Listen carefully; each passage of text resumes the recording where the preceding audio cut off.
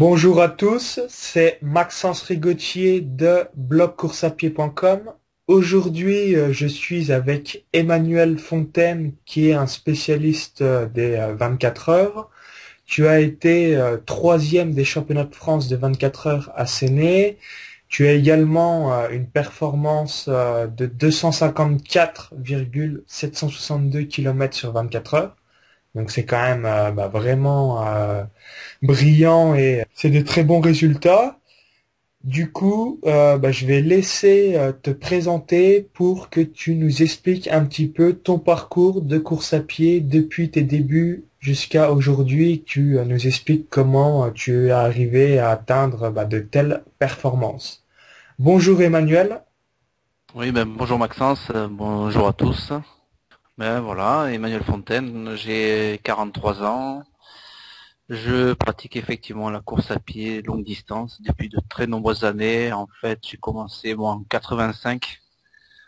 J'avais pas 17 ans et j'ai voulu participer aux 100 km de Millau pour une première expérience.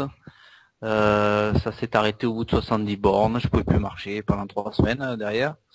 Mais l'année suivante, j'ai voulu de nouveau retenter cette affaire-là, et puis j'ai pu clôturer mon premier 100 km, donc c'était en 86, dans un temps aux environs des 13h50. Donc c'était assez long, mais voilà, c'était le début d'une histoire de course à pied longue distance. Voilà, j'avais jamais pratiqué l'athlétisme auparavant. Et puis voilà, après, en fait, c'était la course de l'année, c'était les 100 km de Millau. Donc j'ai fait ça de 86 à 91, l'année du championnat de France, où chaque année j'avais amélioré mon chrono et je suis arrivé en 91 à 8,53. Voilà les championnats de France qui avaient eu lieu à Millau cette année-là. 92, j'ai un grave accident de parapente qui me fait mettre un terme à tout cela, fracture retassement d'une vertèbre lombaire. Donc j'ai été opéré. J'ai eu cet aspect-là m'a permis de rencontrer Anne-Cécile. C'est-à-dire que mon accident m'a autorisé une rencontre avec Anne-Cécile qui était kiné au centre de rééducation, là où j'étais soigné en fait. Voilà, notre histoire a commencé comme ça. Notre histoire de vie de couple. Pour le reste, après j'ai repris la course à pied avec Anne-Cécile justement en 96. Je lui ai dit tiens, ce serait bien que tu essaies Mio. Donc elle s'est entraînée 5-6 mois et puis voilà, on a fait notre premier Mio ensemble. Je crois qu'on a dû boucler ça à 11h17, donc de suite pour Anne-Cécile, manifestement des prédispositions intéressantes. Pour ce qui est du 24 heures, c'est arrivé plus tard en 2006 pour moi, première expérience à Plouvorne en Bretagne, donc août 2006, où je réalise 192 km. Et je m'étais dit, tiens, c'est pas mal, c'est quand même pour une première fois, c'est pas si mal que ça. Ça serait bien d'essayer d'aller chercher la barre des 200 la prochaine fois, quoi. Et j'essaye ça en 2007 et 2007, mais je me casse plusieurs fois les dents, à savoir que j'y arrive pas.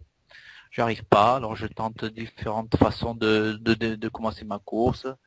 Plus doucement, très doucement, plus vite avec des temps de pause très longs. Puis bon, à chaque fois je calais, donc je comprenais pas, je n'y arrivais pas. J'incite Anne-Cécile à se mettre aux 24 heures en 2006. Pourquoi? Parce que j'avais vu les résultats des filles qui étaient parties au championnat du monde.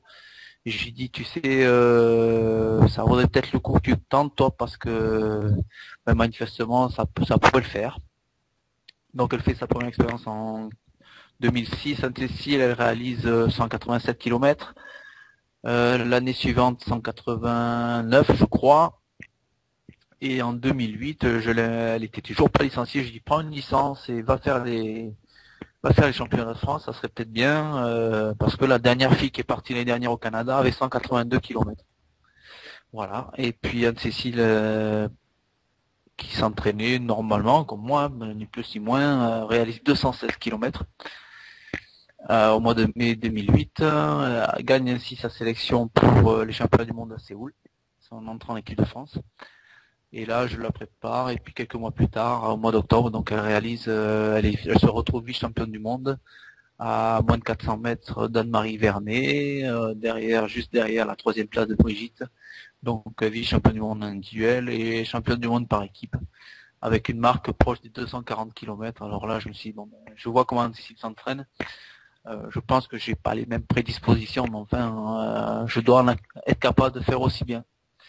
Et voilà, donc je tente, moi aussi, je continue malgré mes échecs successifs à tenter d'atteindre cette fameuse barre des 200. Et puis ça se produit en novembre 2008 au 24 heures Olna, où je termine deuxième derrière Bruno Hobby à 228 km. Ensuite, 2009, en fait, j'arrive à avoir exceptionnellement un dossard pour la course Open des championnats du monde à Bergame, là où Anne-Cécile, elle, est en équipe de France.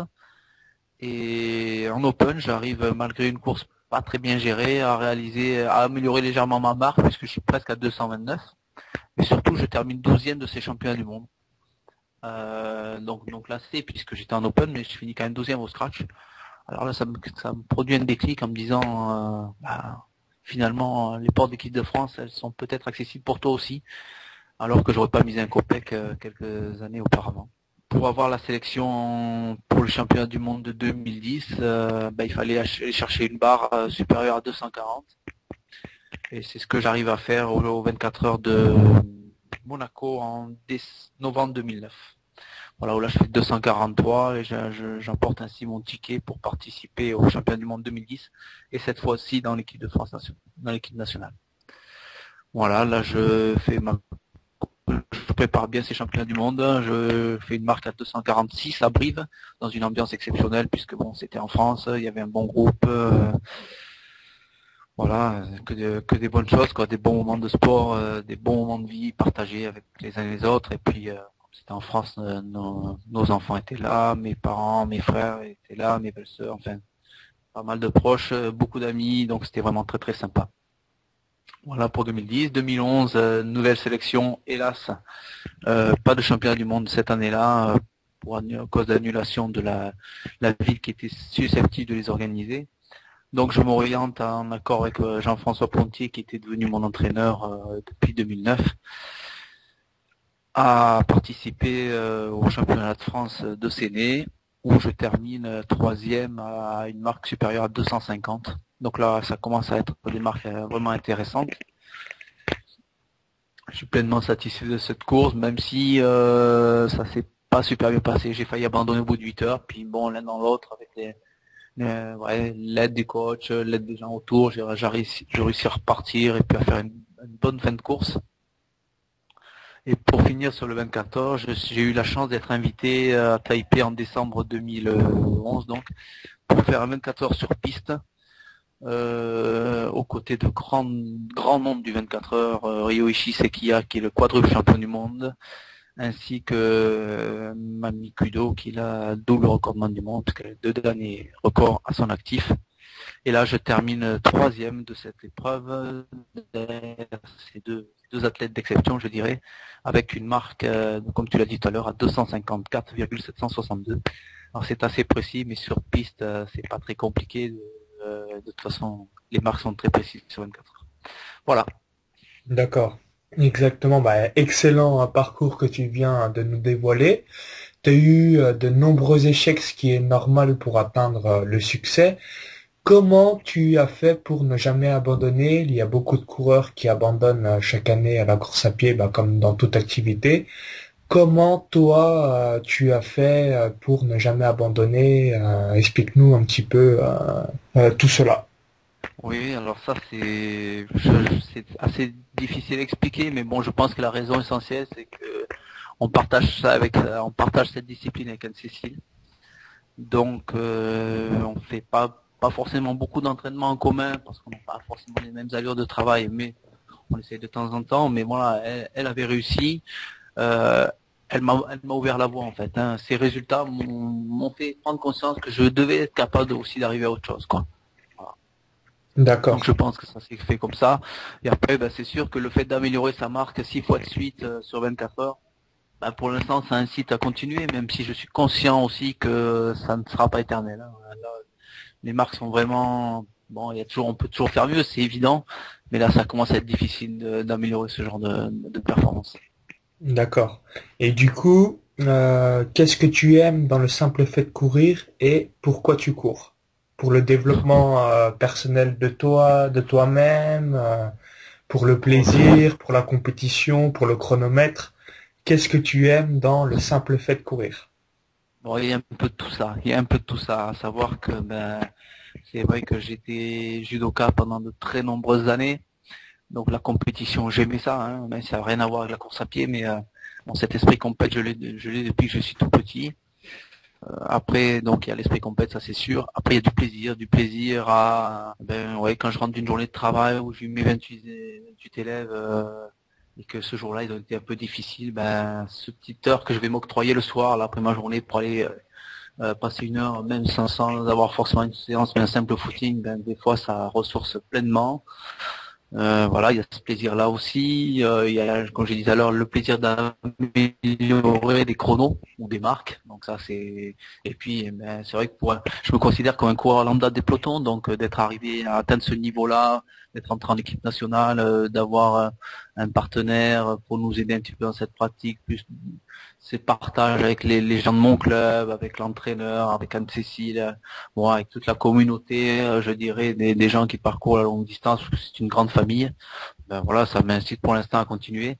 Par contre, je pense que le haut niveau, ça aura prochainement un terme. Ça demande trop d'implication, trop d'investissement. C'est quand même, ça devient à la longue difficile de tout concilier. Oui, parce que pour courir de telles distances, tu as des entraînements très poussés, il faut une immense organisation. Est-ce que tu peux nous raconter une semaine type des entraînements pour un coureur de 24 heures pour pouvoir atteindre tes performances? Quels sont tes types d'entraînements pour une semaine type à peu près? Oui, alors ça dépend un peu de la période là où on se trouve par rapport à la compétition. Il y a toujours une phase de préparation où il faut déjà un petit peu perdre entre guillemets les kilos superflus post-compétition parce qu'il faut pas, enfin à moi, en ce qui me concerne, en tout cas moi, il y a toujours une certaine retenue par rapport à l'alimentation, hein, surtout avant les compétitions. Je suis obligé de faire un peu plus attention, même si le kilométrage facilite cette, cette atteinte du poids de forme. Mais donc ça, il y a toujours une petite frustration que je comprends systématiquement après les courses. Donc ça commence par là, donc faire du volume en fait, hein, du volume et pas non plus à outrance, parce que de toute façon j'ai pas un corps qui encaisserait beaucoup trop de kilomètres non plus. Et après, ben plus on s'approche de l'échéance, plus on s'approche de l'échéance de la compétition, plus le volume va être important, la qualité aussi. Voilà. Alors la semaine type, c'est assez difficile à dire, hein, mais en phase finale de préparation, ça va être entre, allez, on dire entre 7 et 10 séances hebdo, et pour atteindre des kilométrages à 150, 160. D'accord. Donc entre 20 à 30, 20 à 25 kilomètres par jour en moyenne. Ouais, à peu près, mais en fait, c'est assez, ça veut pas dire grand-chose, 20-25, parce qu'il y a des jours où ça va être 12. Il y aura peut-être un repos dans la semaine, mais par contre, le samedi ou le dimanche, dans le week-end, il y aura peut-être une grosse sortie de 5 heures, et puis le samedi, puis le dimanche, il y aura une autre sortie plus cool, mais de 2 heures seulement. Enfin, bon, voilà, c'est assez aléatoire, hein. Bon, là, je pense que le meilleur moyen de voir ce qu'on fait, c'est d'aller sur notre blog, en fait.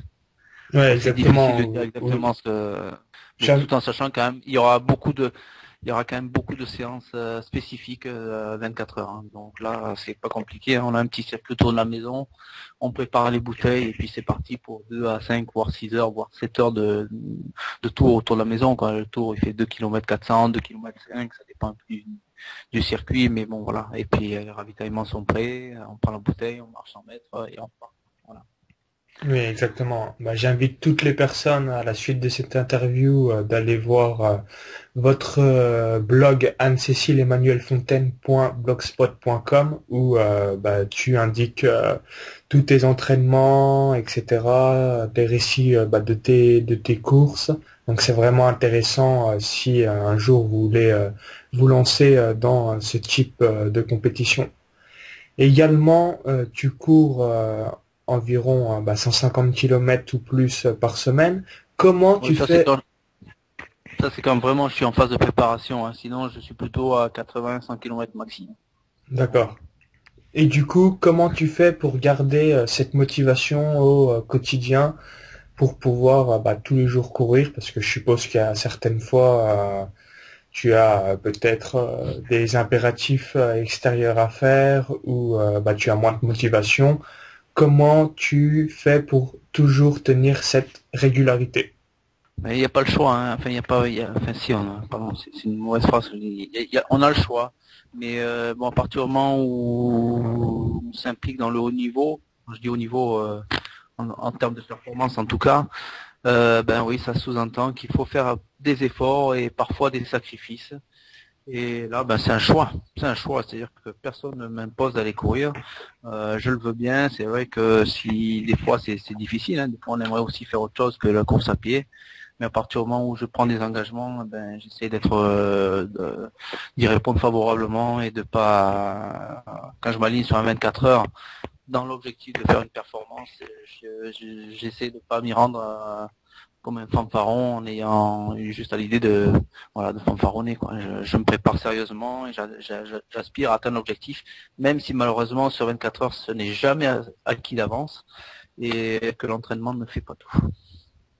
Oui, c'est sûr, parce qu'à chaque course, tu as l'inconnu qui est soit la distance ou soit le temps, parce que même si on est bien entraîné, on peut très bien abandonner parce que 24 heures, c'est quand même assez long. Tout à fait. Bon, après, il y a une part de mental qui intervient énormément sur 24 heures et je pense aussi une grosse part d'expérience. Et bon, au jour d'aujourd'hui, je pense on a fait, je ne vais pas dire qu'on a fait le tour, mais disons que bon, on a progressé dans différents domaines, dans la gestion de course, la gestion du ravitaillement, les allures, voilà, et plus les expériences qui favorisent cet aspect mental. Hein. Je me dis, si je l'ai fait, ben pourquoi je pourrais pas le réitérer? Il y a un moment, tout en sachant que malheureusement, ça ne marche pas à tous les coups. J'imagine. Et pour toi, quelle est la part de mental dans ce type de distance? Difficile à quantifier. Vraiment difficile à quantifier. Comme je disais tout à l'heure, au bout de 8 heures l'année dernière à Séné, j'étais à deux doigts d'abandonner, quoi. Je m'arrête devant la table de Jean-François, mon entraîneur, je lui dis bon, j'arrête, je suis désolé, j'arrête. Et puis il arrive à me booster et finalement moi je cherche une marque à plus de 250, donc ça c'est très difficile à quantifier. Il y a des courses qui vont se passer plus ou moins bien. Bon, pour moi, sur tous les 24 heures auxquelles j'ai participé, j'ai eu deux courses qui se sont passées merveilleusement bien, c'est-à-dire quasiment pas dans la souffrance. C'était Monaco en 2009, Taipei en 2011. Bon, ben ça, malheureusement, on aimerait que ça se produise à chaque 24 heures, mais c'est pas possible comme ça. Il y a forcément un moment où on va piocher, un moment où on va être vraiment dans le dur, et puis ben là, il faut prendre sur soi, quoi. Il faut essayer de positiviser tout ça, et notamment se remémorer tous les sacrifices faits à l'entraînement au quotidien pour justement être présent là, et puis voilà, il faut retrouver l'énergie mentale, parce que c'est une grosse part. Le travail a été fait à l'entraînement, donc à partir de là, après c'est vrai qu'il y a un aspect mental important, mais difficile de le quantifier. Oui, exactement. Et du coup, qu'est-ce qui t'est passé par la tête quand tu souhaitais abandonner, que tu allais quand même juste au bout? Qu'est-ce que tu ressentais comme sensation et qu'est-ce que tu avais comme pensée qui t'a incité à abandonner, mais pourtant tu as continué pour aller jusqu'au bout de l'effort? Bah, tu te sens pas bien si tu veux, hein. Là, je vois pour Séné, donc au championnat de France en 2011, ouais, j'étais pas très bien. Au bout de 8 heures, quelques petits étourdissements. Le bout de 8 heures, tu dis, putain, il m'en reste encore 16, je suis pas bien, il faisait très chaud. Bon, je sais pas, c'est difficile, hein. Il y a des passages comme ça. Alors, il faut savoir que sur 24 heures, un des principes d'anti c'est de dire tant que tu peux mettre un pied devant l'autre, tu continues. Et je crois que c'est une part de vérité, c'est-à-dire qu'à partir du moment où physiquement tu peux au moins marcher, ben, il faut continuer parce que de toute façon, à un moment ou à un autre, tu vas repartir en courant. Ça, c'est une certitude. Voilà. S'il n'y a pas de gros soucis mécaniques, il faut surtout pas dire bah je suis fatigué, j'arrête. C'est une erreur, je pense. Voilà. Après, ce qui m'a fait repartir à Séné, par exemple, ben, c'est un coup de fil, hein, tout simplement. Hein. Ça allait pas bien. Ben Jeff me passe un Tessil au téléphone qui était resté sur Montpellier. Bon, et puis voilà, elle me lâche pas. Il y avait Jean-François Pontier qui m'a bien boosté, Bonovi qui était là, mais des gens que je connais, que j'apprécie, qui étaient présents autour du circuit. Et puis voilà, et puis c'est reparti. Et puis après, ben ouais, on mentalise, comme je dis, il faut visser les portes, de trop y réfléchir. D'accord, bah, l'idéal et de toujours essayer de positiver. Forcément, vous allez avoir des jours sans, des jours avec. Également, dès qu'on souffre un petit peu, le mental est très habile pour qu'on se remémore les pensées négatives. Il faut absolument, comme tu l'as souligné juste avant, repenser tous les efforts que l'on a fait, les bons moments, et tant qu'on peut mettre un pied devant l'autre, il faut aller jusqu'au bout. Parce que je pense que si on abandonne assez souvent, bon, je sais pas les distances comme les 24 heures, mais faut essayer de pas trop habituer son esprit et son corps à abandonner, parce que malheureusement, dès qu'on va avoir un petit moment de souffrance, il y a de grandes chances qu'on repense à cet abandon. Donc Ouais, et puis c'est la solution facile. voilà, C'est plus facile de mettre le clignotant que de remettre le couvert. exactement, ouais. C'est exactement ça. Et du coup, quelle est ton alimentation par rapport à ce type de compétition? Est-ce que tu peux nous évoquer Oui. est-ce que tu Alors, prends, je suppose que oui, des compléments alimentaires, comment tu fais pour toujours avoir la pêche et surtout ne pas avoir de crampes, des choses comme ça, pouvoir enchaîner au quotidien les entraînements et pour pouvoir réaliser toutes ces compétitions. oui, alors au niveau alimentation, ben bon, je bénéficie là depuis quelques mois des services d'un diététicien, Nicolas Aubino, qui est le diététicien de Nutra Athlétique. Jusqu'à présent, je me gérais tout seul par rapport à ça. Comme j'ai dit, hein, je suis quand même un gros mangeur, donc il y a forcément un moment où dans la période de préparation, il y a une part de restriction. Mais voilà, il n'y a pas de souci particulier. J'ai cette chance-là.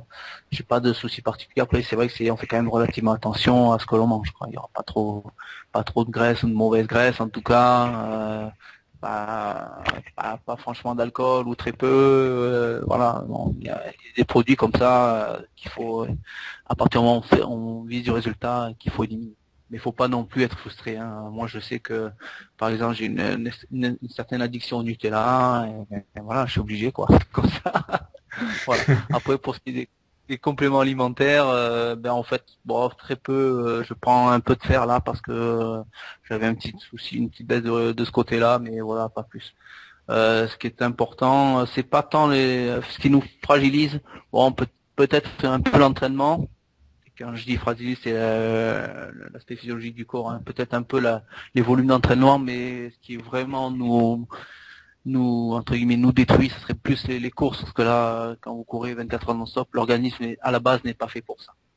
Donc là, on va vraiment piocher un peu au fond de soi, et il faut savoir après vraiment prendre le temps de bien récupérer. Ça, c'est indispensable pour refaire comme on dit, les niveaux, quoi, dans tous les secteurs. Voilà. Après en course, eh ben comme j'ai dit tout à l'heure, on a réussi à mettre en place avec Jean-François au fil des courses une meilleure gestion de ce côté-là, côté hydratation. Bon, mais je vois par exemple à mes 24 heures de Taipei, j'ai bu 28 litres en fait sur 24 heures. Donc ça paraît 28 peut-être litres beaucoup. d'eau avec des compléments. 28 litres de boisson, oui, oui. Essentiellement boisson, donc boisson énergétique Nutra Athlétique, avec du Nutraper, du Nutrarécup, de la ceinture, du Coca. Voilà, et je tournais à ça pendant 24 heures, quoi. Plus d'un litre heure. Ça fait aussi de nombreuses pauses d'arrêt pipi, mais bon, c'est indispensable pour apporter l'énergie au corps, pour lui permettre de continuer à avancer. D'accord. Et niveau alimentation, tu mangeais quoi? Tu manges quand même quelque chose de solide, je suppose, parce que c'est impossible de. Pendant la course, très peu, très très peu.